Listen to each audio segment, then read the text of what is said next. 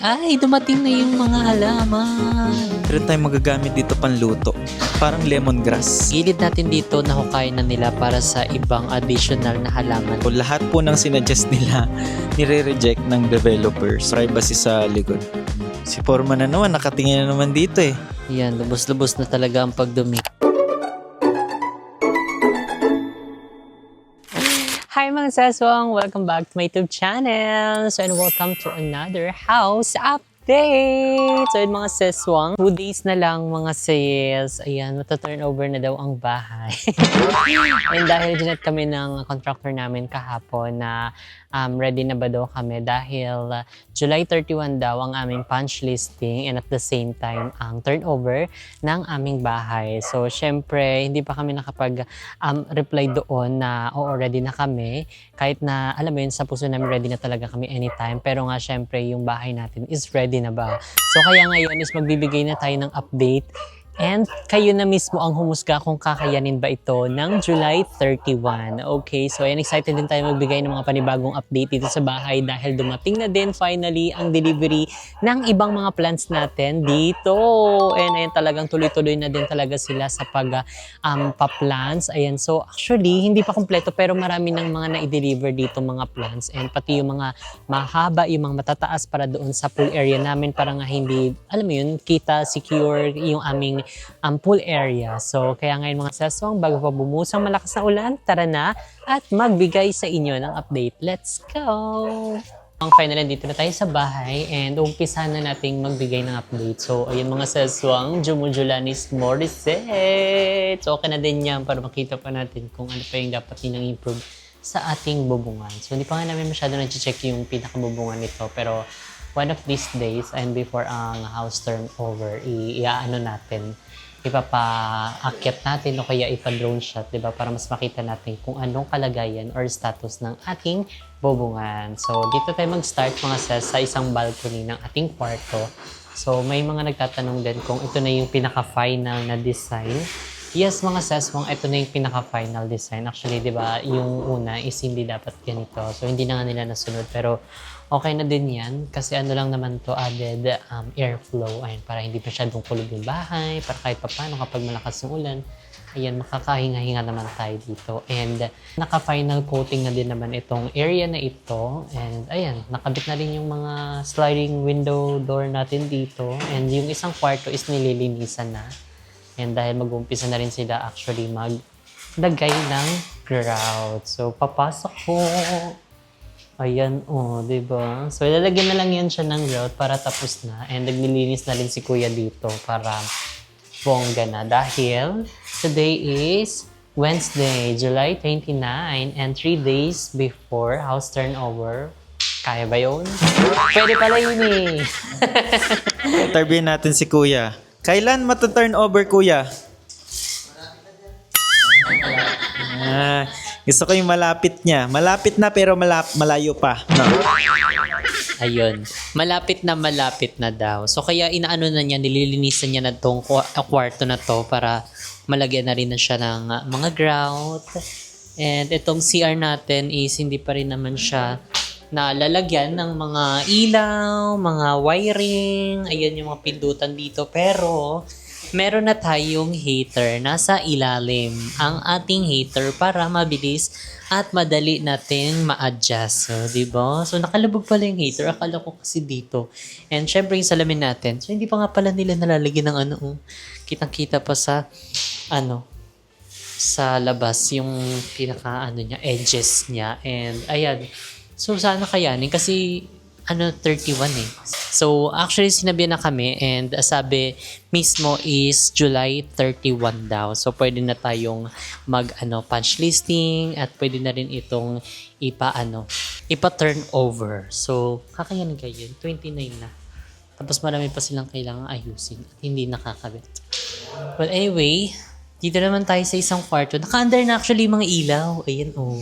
May cove light na, may mga pin lights. So, yung pinaka-center lights na lang yung wala. So, ayan. Kaya ano yan ginagawa mo?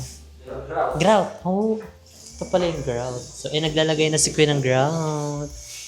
Ayan. So, malinis na kasi ito. So, after nito, yun naman yung isa yun yung lalagyan ng grout na. Tapos, linis na, and then, lipat na. Ganyan mga taki. Dito naman guys, sa isang toilet and bath natin, sa common toilet and bath sa second floor. So, marami pa rin nagko-comment na kung dyan na talaga siya ilalagay. So, unfortunately, dyan talaga na siya ilalagay guys, and hindi na mababago. So, gusto sana namin dito sa side na to, para at least ang shower and closure ay dito. Kaso, andito na kasi ang ating toilet. So, kaya yun ang pinaka final. So, ang kay interior designer kasi namin, ang supposed to be dapat ang placement nito dito siya. And then ito tama dito din. Kumbaga parang dito siya, and then maliit na lang yung side ng shower area para ito ay nandito sa side. Kaso nga, andyan na yan naka-layout na saka na natin ipatibag. Ipatibag na naman. So, hindi. Mali. So, ayan. Bali, ang gagawin naming adjustment, since ito naman ay na-adjust, so, pwede naman siya ma-adjust, dito na lang magpapalagay ng partition. Ayan. So, kumbaga yung partition niya ay, ayan, ito pala, may nakasulat. Tignan mo. Ito pala guys, kung nakikita niyo yung layout na ito. Ito, yan. Ito, yan. So, may ganyang layout. Pag ganun. Kasi ang worry namin guys, pag hindi to tinakpan, itong ating panel na to or modular na to, baka siya ay maanggihan. Kaya naman, we decided na lagyan na lang siya ng glass partition dito. Andito yung pintuan. Parang ganyan siya, Ganon. Pasok. At least, safe pa rin sa tubig itong ating modular. Pero pinagdidesisyon na namin kung paloob ba yung pinto. Kung paloob, parang okay din naman paloob. Kaso nga lang, ang sabi ni Kuya na nag-glass dito ay yung stopper niya sa baba, parang hindi siya ganun kaganda pag sa loob daw yung pintuan. So, baka palabas gagawin nun. So, tignan natin kung paano ang mangyayaring installation dito sa may sa may part na ito. So, hindi na kasi natin siya pwedeng baklasin dahil andito na siya. Pag binaklas pa natin, baka July 2027 ba tayo ma-turn over. So, ayun. And then, nakabit na rin ata dito yung ating heater. Ayun. So, ang mga brand ng heater na kinabit nila guys ay Ariston. So, I think European brand yung mga ganyan. Kasi na-research ko din. Baka kasi hashtag tinipid. So, European brand naman siya. Maganda din daw. So, kaya okay na rin tayo dyan. So, gusto sana namin Panasonic pero dyan na tayo kung ano yung kinabit nila. Pag nasira na lang, saka natin papalitan. Diba? So, ayun ang ating update dito sa second floor common T&B. And wala pa nakakabit na ilaw. Pero nakabit na yung ating exhaust fan. Dito naman mga seswang nakabitan na ng ilaw. Ayan yung parang coblight dito sa gilid kung nakikita nyo. Ayan. Kasi parang meron pa coblight dito sa gilid So yan, nakabitan na yan siya. And dito is magpapalagay na lang kami dyan ng parang corner para kapag kain-kain, atake-atake, ganyan. And yung ilaw natin, naka-under na lahat. Talagang hello talaga Meralco nito. Magkano kayo kasi binubuksan na nila yung mga ilaw natin. Magkano na yun siya? And dito naman sa ating balcony, ay dumating na yung mga halaman. Ang mga additional na halaman. Ang lalaki no. Ayan no. Pasabag. And guys, actually, pinaano ako ni Sir. Pinahintay niya talaga na dumating ang delivery ng ating halaman. Kasi nga, concern talaga namin yung privacy dun sa may sa may pool talaga. Ang dami rin nagko-comment, nagsasuggest sila Miss A, sila Teremi, nagsasuggest na maglagay ng kung ano-ano. Kaso lahat po ng sinuggest nila nire-reject ng developer. So may specific lang talaga na na po pwedeng ilagay, gaano kataas, at saka anong na himatay na yung halaman. Charis. So may specific lang na na material yung pwedeng ilagay. So mga WPC na bamboo bawal din talaga. So ayun nga mga seswang, as much as we wanted na magpalagay ng bamboo, kaso ngayon nire-reject ng developer. So ayun, wala kami magagawa. So okay na yun mga seswang. Sakit panisipin pero kailangan tanggapin. Parang kanta yun talaga. So, next natin na magbibigay ng update ay si Mo naman. So ayan, dito naman sa ating hallway. So actually tinanggal nila yung switch ng ating chandelier. So until now hindi pa rin siya naayos kasi iba bago-bago yung niya yung mismong arrangement nitong circle kasi hindi pa siya yung final. And finally, thank you Lord, thank you Lord, thank you Lord. Meron na siyang glass. Ayan. Thumbnail. So may glass na siya finally kasi kahapon pinakiusap namin yan kahapon sa sa nagaglass na ikabit na dahil baka masira yung aircon na. Finally, meron na. After 10 years, nakuberan na rin, di ba? So, ayan. Palakpakan natin sila, Foreman. Dahil dyan, meron kayong Burger King. Alright. So, ayan. Natakpan na siya finally and hindi na siya prone sa tubig na pumapasok. Kasi nga, tignan nyo guys, yung aircon na yun. Basang-basa yung pinaka-dyaryo niya. Kaya naman, iniisip din namin kung gumagana pa siya. Yun ang malaking tanong. Gumagana pa ba? Or hindi? Gumagana pa kaya? Mainit? Ay, pagod yan. Nag-aircon pa tayo. So, hopefully gumagana pa. I think gumagana naman siya. Kasi, hindi pa namin natatry. Gumagana siya nung na-install. Pero ngayon, hindi natin sure kung gumagana pa. So, tara na dito. Wow, meron na ring ilaw. Wow. Nakabit na ang ating mga pin lights dito sa ating walk-in closet. So, kulang na lang dito guys yung mga additional na lightings kasi in-order pa namin yon. Manggagaling pa ata siya sa ibang bansa. And then may turnaround time sila na I think nasa 30 days, 30 to 60 days. So, tamang-tama lang sa pagwe-wait. And good news na naman, dahil ito ang ating trending at pinag-uusapang closet dito. So, binaklas, ay CR pala siya. So, shower enclosure. So, binaklas na siya finally. Kasi nga naman, hindi kami nasatisfy sa unang ginawa. Dahil yung unang-unang ginawa nila guys, ay binaklas lang yung isang tile. So, nung kinounter check ko, ay angat-angat siya. Kumbaga parang for the purpose of maipababa lang yung yung klebe ng tubig. So, hindi ako pumayag kasi baka magkasugat-sugat yung paa Kumbaga, hindi kasi siya even yung mismong tiles. Kumbaga, sinadya lang na ipababa para lang umangat yung yung part nito. So, kumbaga hindi tumutugma yung yung tiles na isa doon sa may tinanggal. Naintindihan niyo ba guys? Kaya naman ang ginawa ay binaklas lahat ng tiles mismo dito sa shower enclosure na part. And tinanggal din yung glass partition.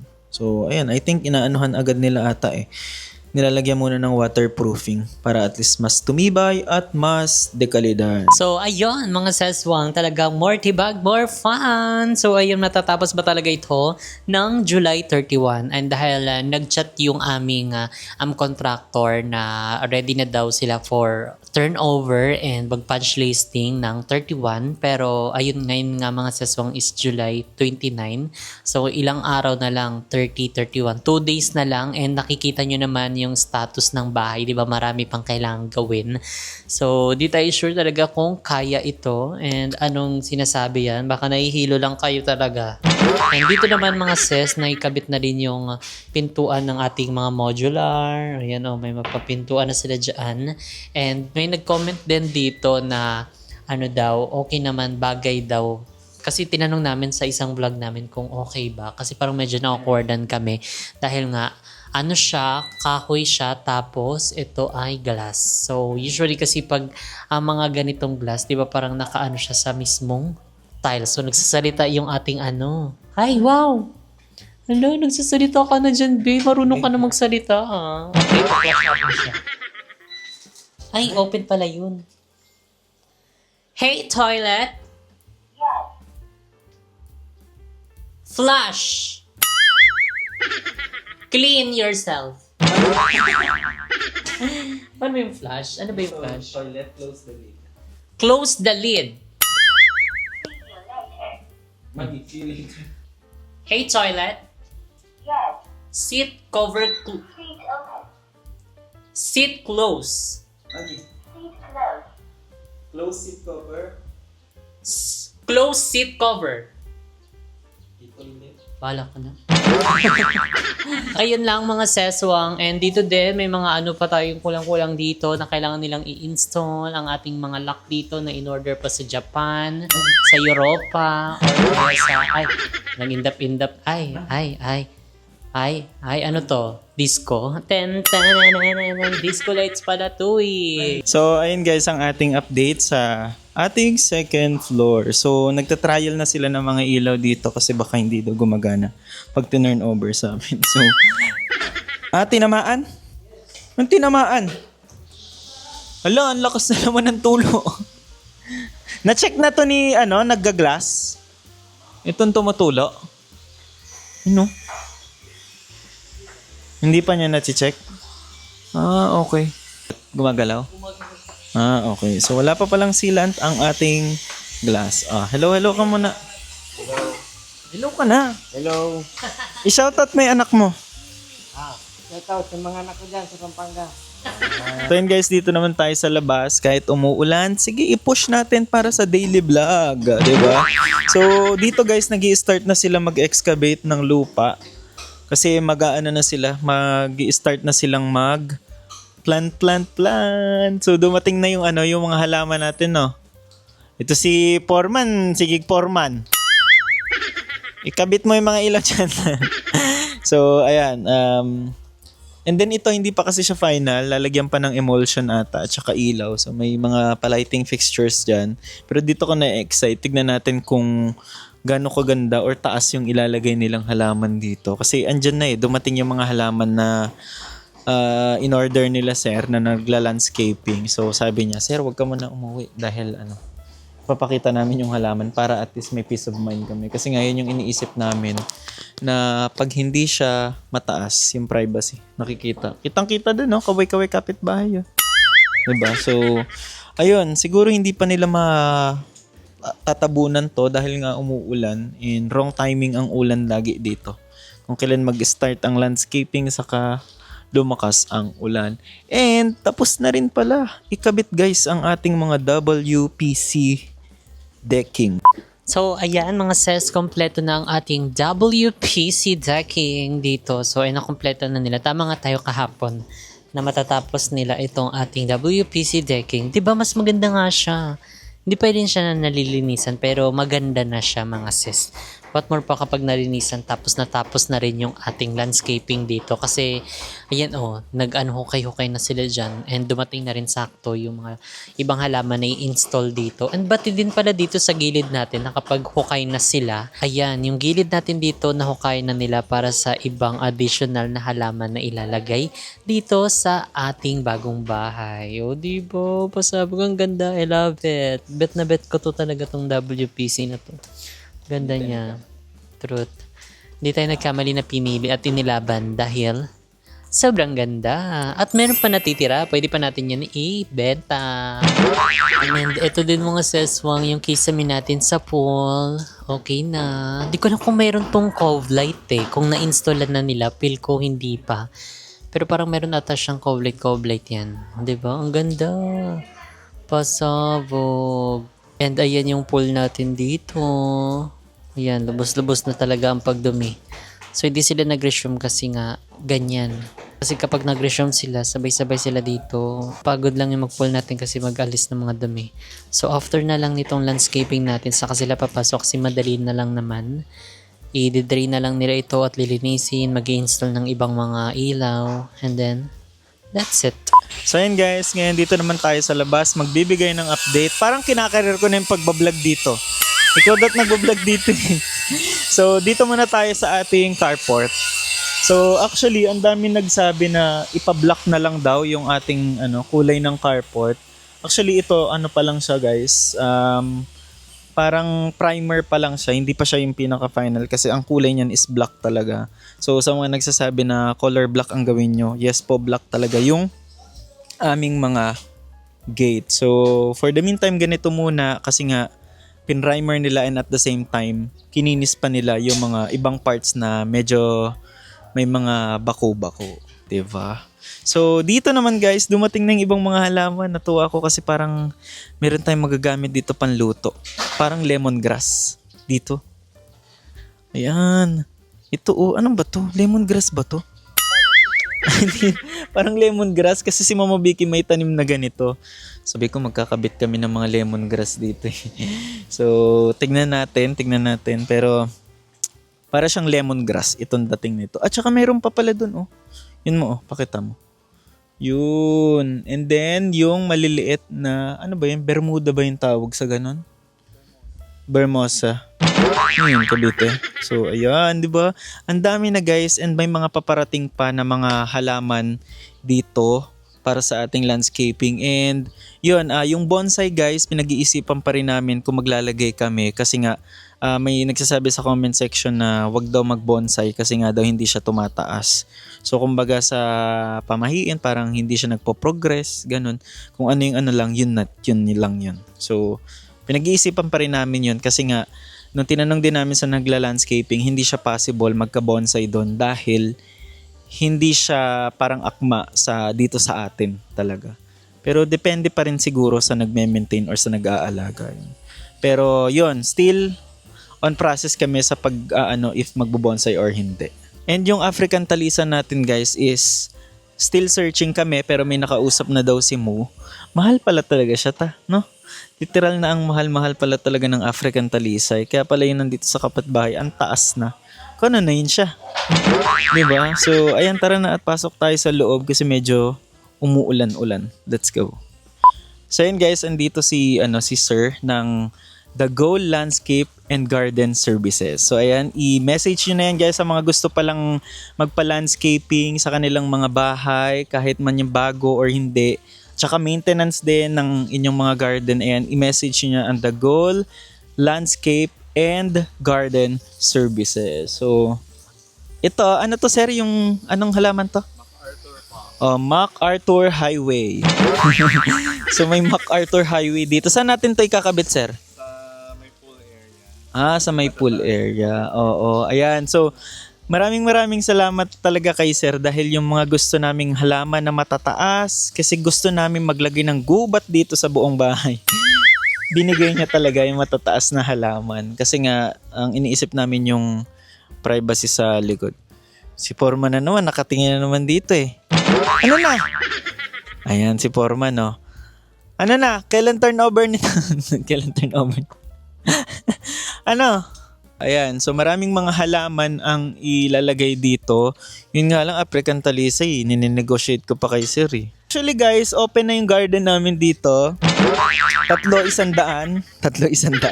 Ang dami. Ito rin, sir? Pwede rin. So, ito yung mga halaman na... Anong pangalan ng halaman nito, sir? Kalamansi. Ano po? Kamuning. Mabubuo na pala talaga dito yung mga May EDSA dito, sir? Kamuning. Tas ito, luningning. Darna! Ito, ang ganda nito, Ito, sir, saan ilalagay ito? Sa harap?